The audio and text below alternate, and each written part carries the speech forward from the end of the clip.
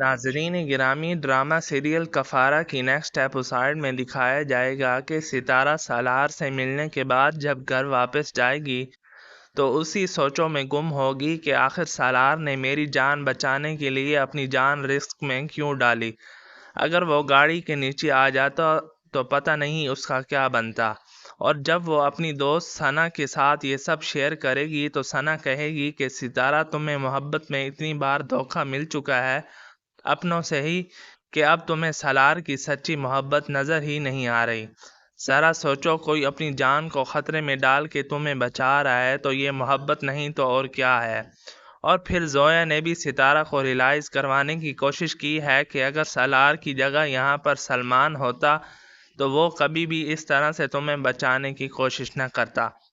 بہرحال سالار کو جب یہ پتہ چلے گا کہ سلمان ستارہ سے شادی کرنے والا ہے اور پیچھے ہٹنے والا نہیں ہے تو وہ سلمان کو کال کر کے دھمکی دے گا اور اسے کہے گا کہ مجھ سے فوراً باہر آ کے ملو، ورنہ پھر مجبوراً مجھے تمہارے گھر یا پھر تمہارے ماموں کے گھر پہنچ کے تمہارا سارا کچا چٹا کھولنا پڑے گا کہ نہ تمہارا کوئی آن لائن بزنس ہے نہ ہی جاب، بلکہ تم ستارہ اور اس کے گھر والوں کو دھوکہ دے رہے ہو۔ سلمان تو یہ سب سن کے سچ میں ڈر جاتا ہے کہ اگر میرا راز کھل گیا تو سارے خاندان والے میرے اوپر تھو تھو کریں گے، اور زویا بھی سلمان کی کال سن لیتی ہے،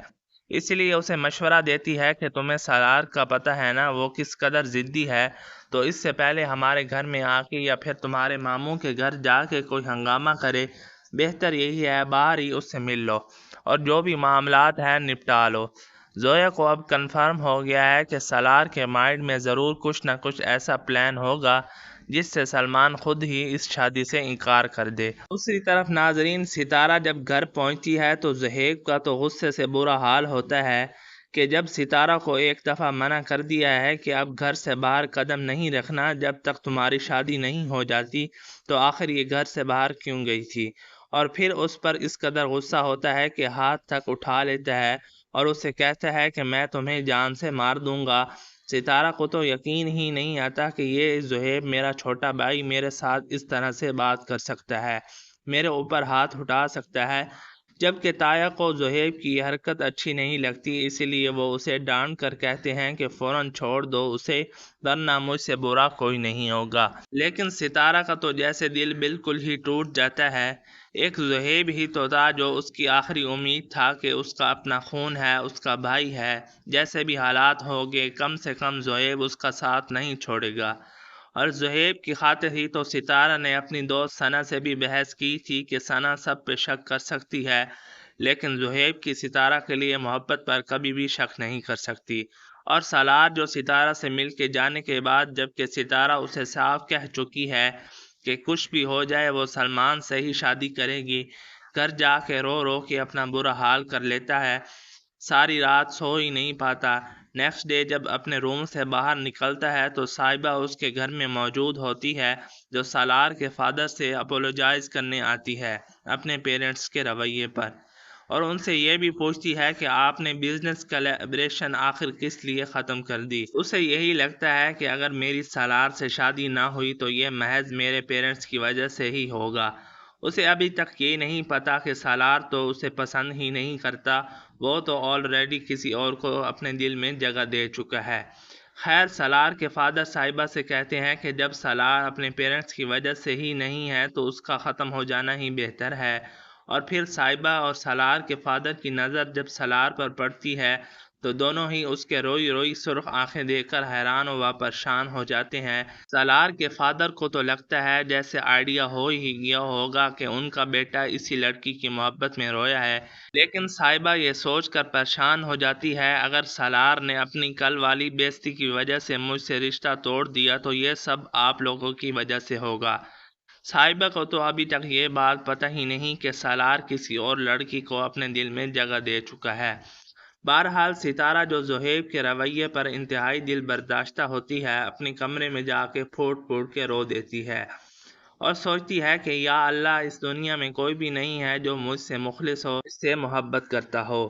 ناظرین، اگر ابھی تک آپ نے ہمارا یوٹیوب چینل سبسکرائب نہیں کیا تو ہمارے چینل کو بھی سبسکرائب کر لیں اور ڈسکرپشن میں ہمارے فیس بک پیج کا لنک بھی موجود ہے، اس کو بھی فالو کر لیں۔ دوسری طرف سالار جنت سے کہتا ہے کہ اب قاسم کی جاب ختم کروانے کا وقت آ گیا ہے۔ میں نے اس کی جاب محض ستارہ سے اسے دور کرنے کے لیے لگوائی تھی۔ اب اس کی اصلیت تو سب کو پتہ چل ہی چکی ہے، اسی لیے اسے وہاں سے ٹرمینیٹ کرواؤ اور اسے فوراً پاکستان واپس پہنچنا چاہیے۔ اور سالار نے جو حربہ قاسم کے ساتھ آزمایا تھا کہ اسے دولت کا لالچ دے کر ستارہ سے دور کر دیا تھا،